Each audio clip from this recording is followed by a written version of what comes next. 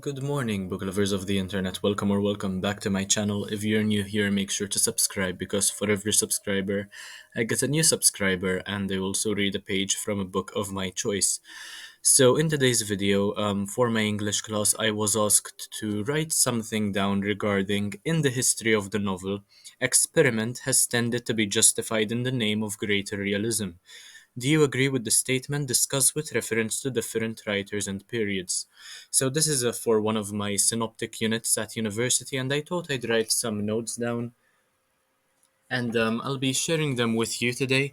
Of course, this is not an easy question to answer, and I have many different thoughts. It can be interpreted in several ways as well, because to what extent can experimentation be taken when it comes to literature and to writing the novel? And I have several thoughts about how this has happened in the past few centuries and even more recently. So, first of all, I would say that I do agree with the statement. In fact, realism in novels is something that fascinates me. And when it comes to the reader as being independent from the story and the reader as being a part of the story, I've always found it quite hard to put it into words, but it is a concept which I find rather fascinating in terms of how authors are capable of doing this, especially the talented ones.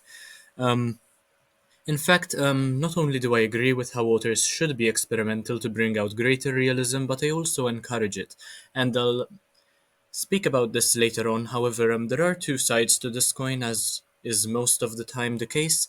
In my opinion, in the 18th and 19th centuries, authors would go into great detail about their own lives when writing novels through their characters.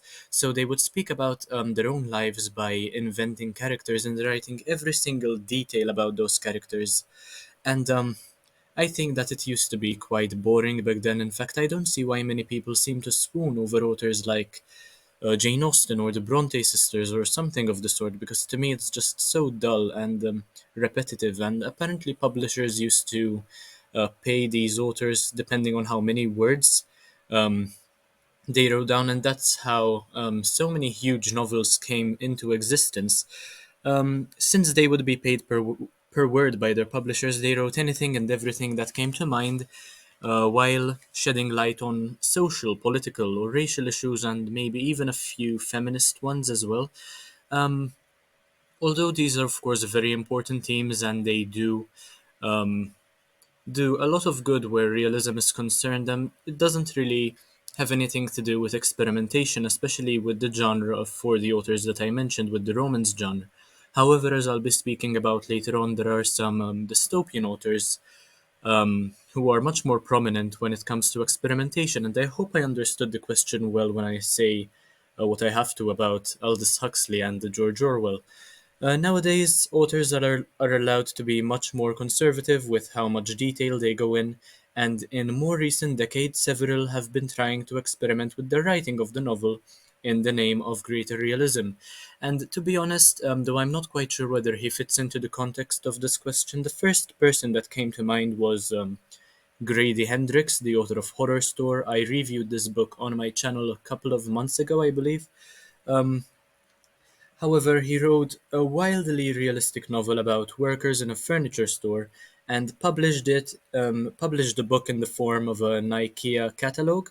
So if that is not experimental, I'm not sure what is. And it also helps with realism because it ties in the real world with the fictional world, and he tries to destroy this fine line that there is in between by making our world and the world of his story the same one, though it might not be because of the supernatural elements of the story. Um, exactly, I'll say this again because it's very relevant. There is, of course, a fine line between fiction and realism, but that should not limit an author's imagination and creativity.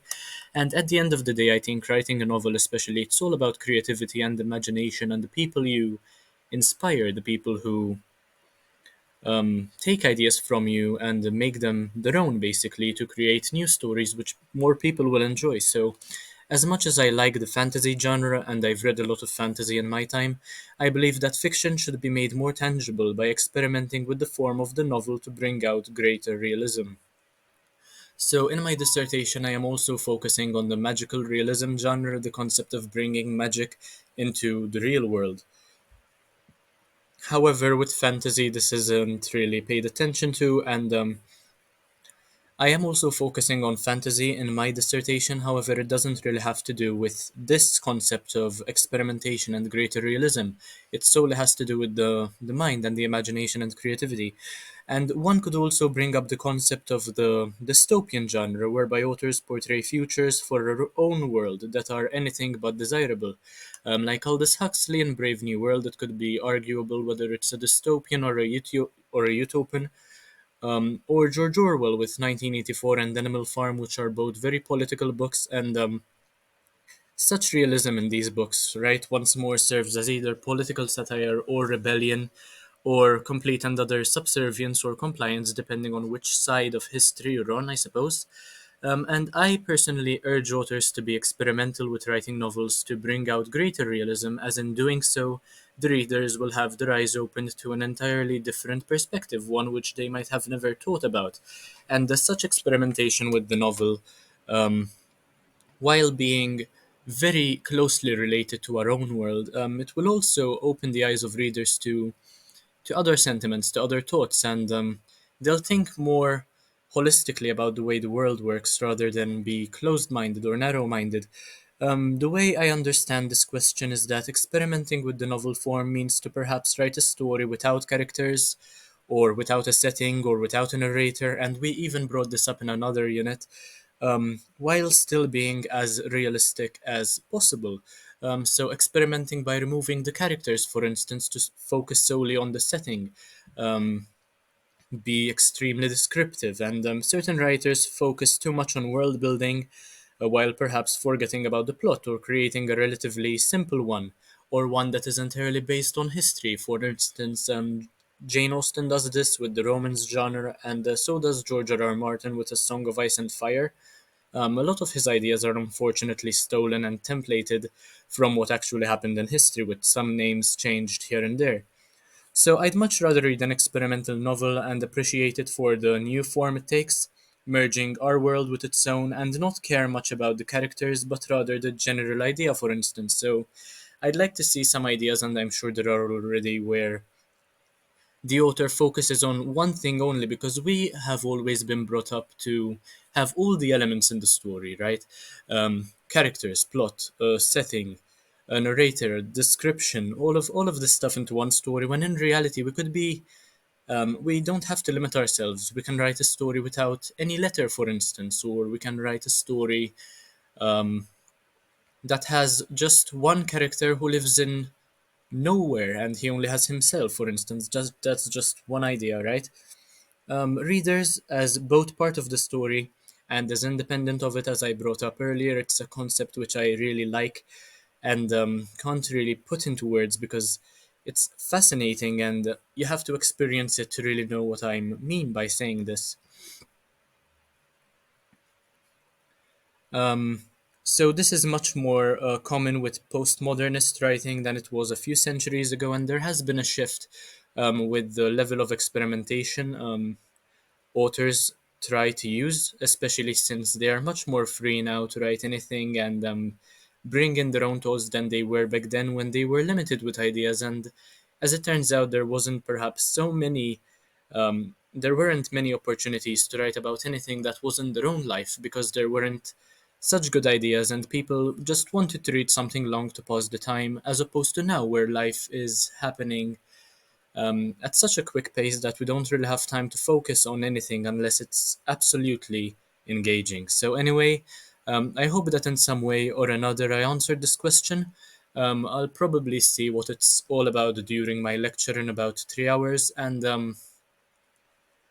I'll try to keep you informed regarding what the proper answer is. If there is one, I'll take some notes and maybe even bring it up again, because I like the concept of the novel. I made another video about the novel, in fact, as the superior form or a very unique form. And as you know, I read a lot of novels. I also read a lot of short stories, a lot of essays, a lot of graphic novels, all the forms. However, the novel stands out for several reasons, and experimenting with the novel is something that I would like to pursue when I become a published author one day. So anyway, um, subscribe if you enjoyed the video, help out my channel in any way you possibly can. Thank you for watching, and I'll see you in the next one, hopefully very, very soon.